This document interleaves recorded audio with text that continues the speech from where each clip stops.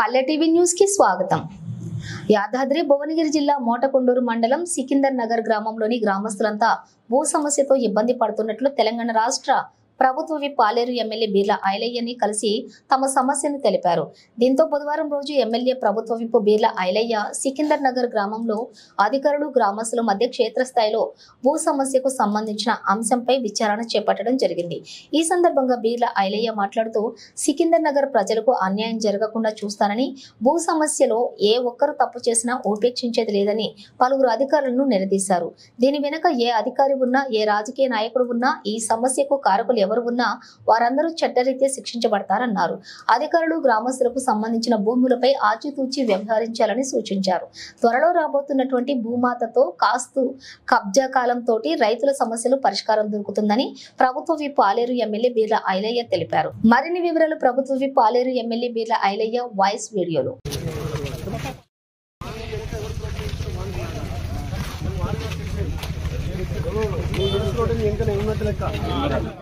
సంతకాలు పెట్టినప్పుడు ఇక రహీం అంటే ఎస్కే రహీం మరి ఇక్కడ ఉందా?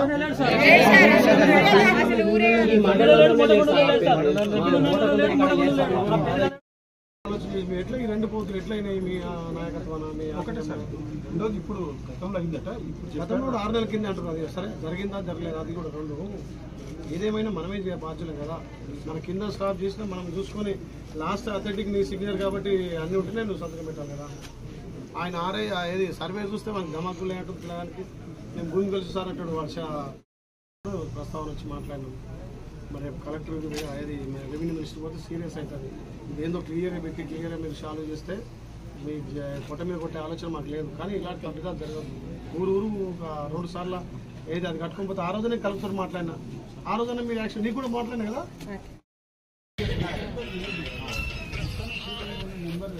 ఆపోజిట్ ఎవరైతే తప్పుగా ఉంటారో అతను కూడా దగ్గర పోయి అడిగితే అది క్యాన్సిల్ చేయమని చెప్పాడు। అది క్యాన్సిల్ కాకుండా ఇప్పుడు పాస్బుక్ మీద రికార్డ్ అవుతుంది। మీకేమైనా ఇంటి జాగ్రత్త నా బాధ్యతనే ఉంటా।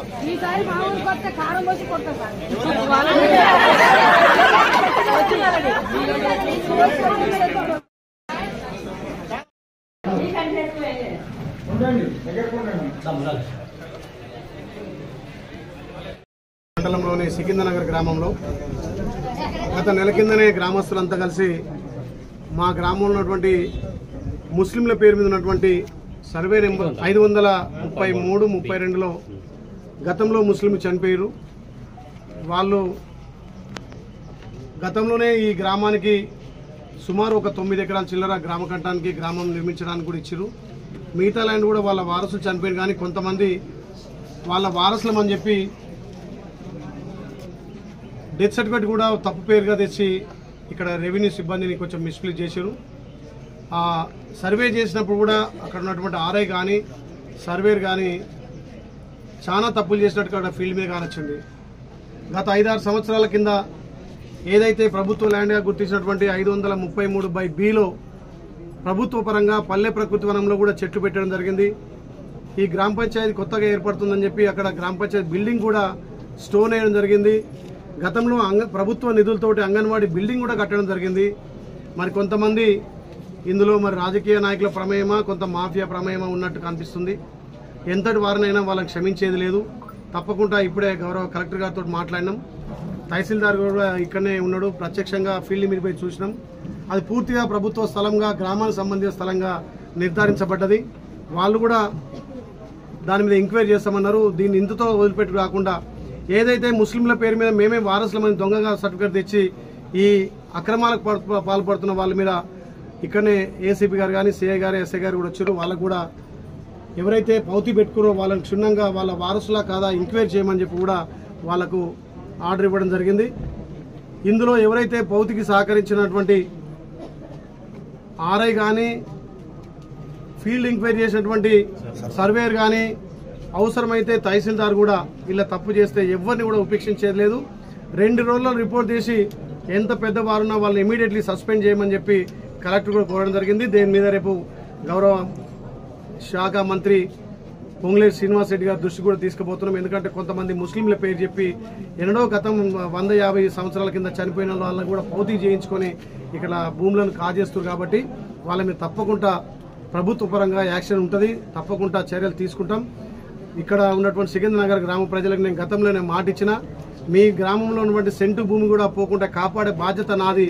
అందుకే ఇవాళ ఇక్కడికి వచ్చి మీ సమక్షంలోనే అది ప్రభుత్వ భూమిగా గుర్తించి దానికి ఈ రోజే ఇక్కడ గౌరవ తహసీల్దార్ కూడా దాన్ని నేను బ్లాక్లో పెడతా అని చెప్పి మాట ఇవ్వడం జరిగింది. గంట సేపట్లో సంబంధించిన 533, 32 సర్వే నెంబర్లు కూడా బ్లాక్లో పెట్టి ఎవరైతే తప్పుగా పౌతి చేయించారో వాళ్ళ మీద కూడా యాక్షన్ తీసుకుంటామని చెప్పి గ్రామస్తులు తెలియజేస్తున్నారు. వందల సంవత్సరాల నుంచి కూడా చాలా మంది భూములు కొనుక్కొని వాళ్ళు రీషేన్ చేయని వాళ్ళు, కొన్ని సమయాల్లో ఆరోవర్ వచ్చినా కొంతమంది అందుబాటులో లేకుండా, ఏదైతే మేము భూమి కొన్నాం కదా ఫీల్డ్ మీద ఉన్నామని కొంతమంది ఆ పట్టా చేయించుకోకపోవడంతో వాళ్ళు కబ్జా కాలంలో ఉండేది.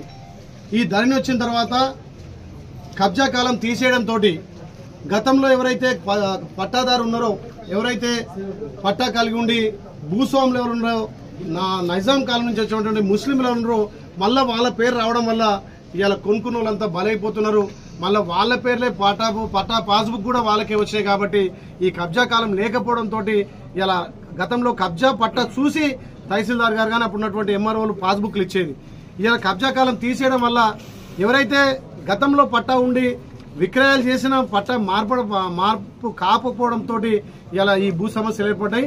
దీనికే కాంగ్రెస్ పార్టీ గౌరవ ముఖ్యమంత్రి రేవంత్ రెడ్డి గారి నాయకత్వాన ఇలా రెవెన్యూ మంత్రి పొంగులేటి శ్రీనివాసరెడ్డి నాయకత్వంలో భూమాత తీసుకొస్తున్నాం.